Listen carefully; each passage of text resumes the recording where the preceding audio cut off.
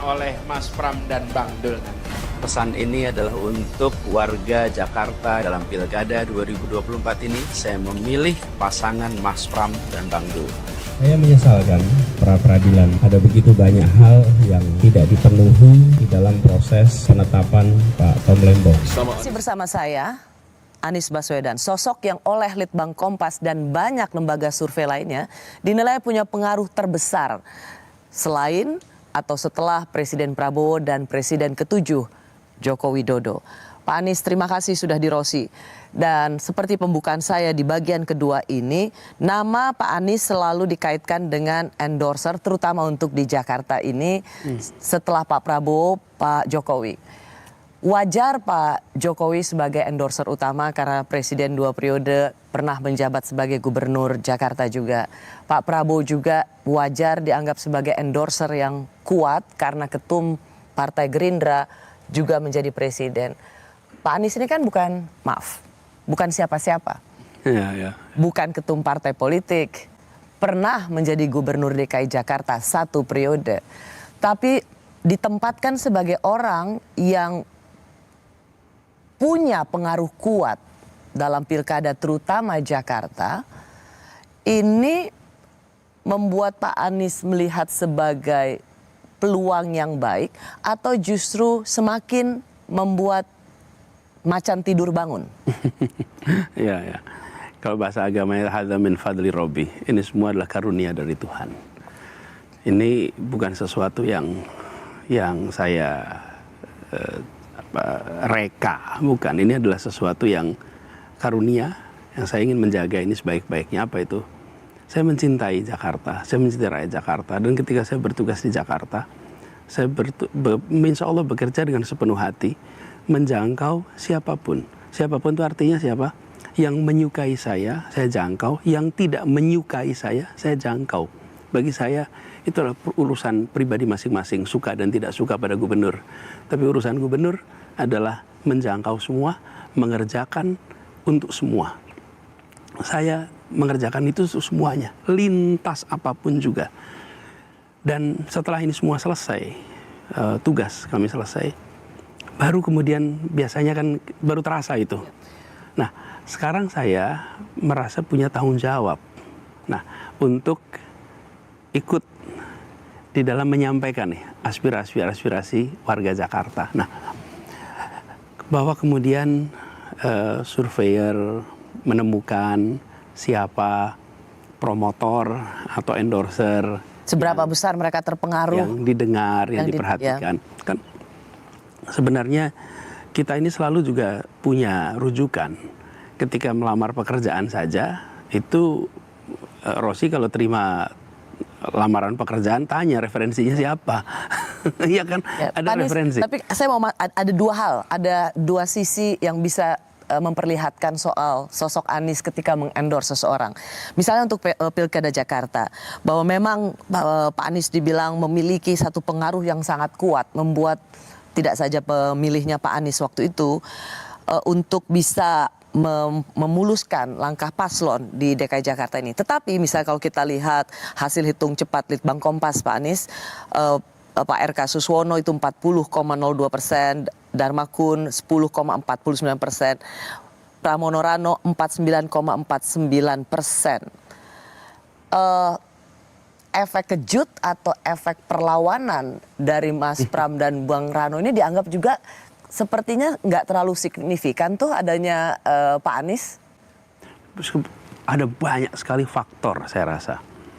Dan saya ini hanya bagian kecil, Ros, dari sebuah kemenangannya Mas Pram.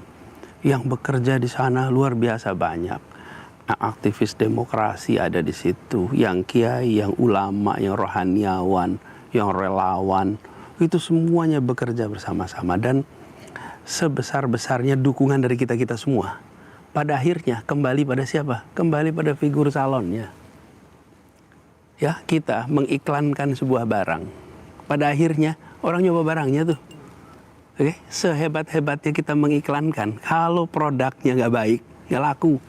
Jadi kualitas dari Mas Pram sendiri itu menentukan. Kalau itu saya balik pertanyaan Pak Anies. Bagaimana misalnya hari ini, di hari Kamis ini, 28 November ada semacam exit poll dan memperlihatkan misalnya dukungan dari PDIP itu ya tentu paling besar untuk untuk Mas Pram dan Bang Dul gitu. Tetapi juga tidak sampai di atas 80%. Dan ini seperti menguatkan apa yang dikatakan oleh Marwar Sirait. Kita lihat PDIP dan Anies siapa yang lebih kuat gitu.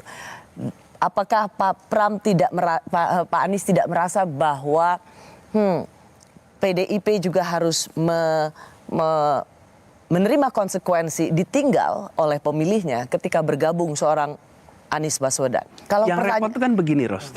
Kalau saya mendukung sambil saya bagi sembako, sambil saya perintahkan lurah, camat, sambil saya minta aparat keamanan untuk tolong, ya semuanya nih perintah dari saya, bantuin.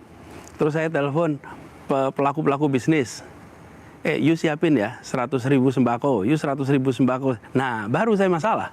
Tapi kalau saya menyampaikannya sebagai sikap moral, sebagai sikap rasional dalam memilih untuk Jakarta yang lebih baik, saya tidak merasa ada masalah di situ. Kalau misalnya kemudian menjadi sebuah pertaruhan, kita lihat siapa yang menang, PDIP dan Anies Baswedan atau Pak Jokowi. Menurut Pak Anies siapa yang menang? Ya kan hasil pollingnya udah ada di situ. Hasil polling apa? Satu, quick count ada. Yang kedua, real count per hari ini sudah 100%. Jadi dari situ sudah jelas bahwa yang menang adalah Pram Rano Karno. Udah jelas tuh. Itulah pemenang pilkada. Anda tidak ingin mengambil panggungnya Pak Pram dan Bang Rano? Sama sekali tidak. Jadi ini bukan tentang PDIP dan Anies Baswedan di pilkada Jakarta? Ini adalah tentang pemilihan figur, gubernur, wakil gubernur, dan mereka menjadi figur yang dipilih oleh rakyat Jakarta. Dan saya bersyukur sekali bahwa ternyata yang saya pilih itu adalah juga yang dipilih oleh rakyat Jakarta. Tidakkah terlalu dini untuk mengatakan bahwa suara unggul Pramono Rano di pilkada kemarin itu terlalu dini untuk mengatakan ini pasti satu putaran dan kemenangan itu pada Mas Pram dan Bang Rano? Begini, ketika kita lihat hasil quick count, kemudian hasil real count, lihat apakah ada intervensi tidak di situ. Sejauh ini kita tidak melihat ada intervensi yang serius. Apakah 100% bersih, jujur, adil? Selalu ada masalah. 1-2 pasti ada. Tapi apakah ada usaha yang sistematis untuk memenangkan Pram dan Dul sehingga angka 50,7% itu adalah hasil intervensi? Saya rasa tidak.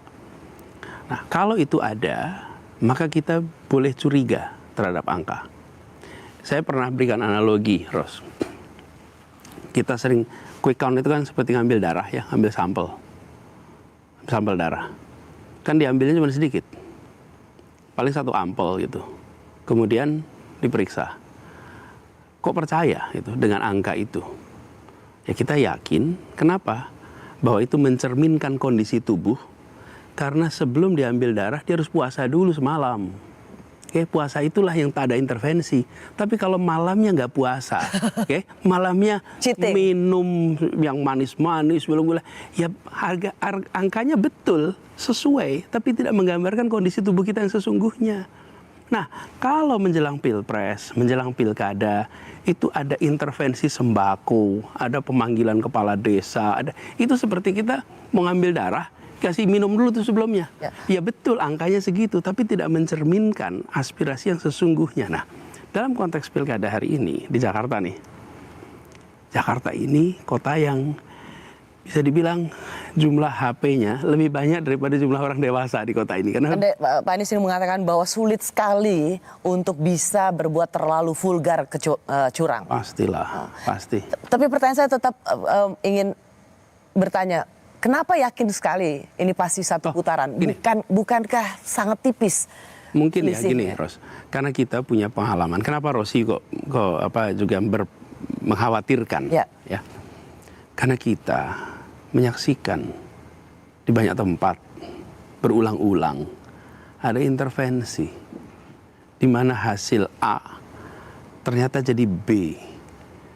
Ketika sudah ditabulasi, ada yang hilang, ada yang pindah. Kan itu cerita, tanya sama teman-teman aktivis di partai. Sehingga selalu ada kekhawatiran itu. Nah, karena itulah kemarin, Ros, pada saat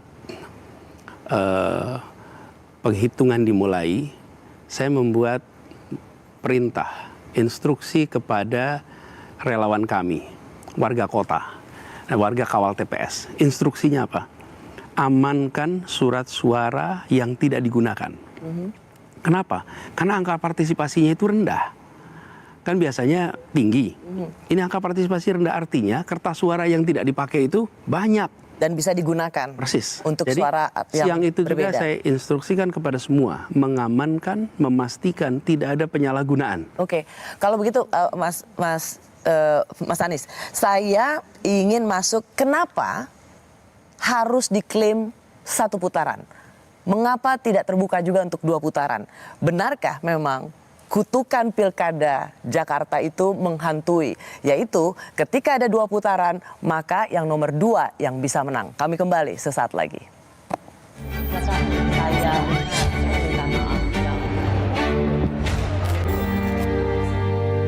Selama ini sudah dikerjakan, akan dituntaskan oleh Mas Pram dan Bang Dul. Pesan ini adalah untuk warga Jakarta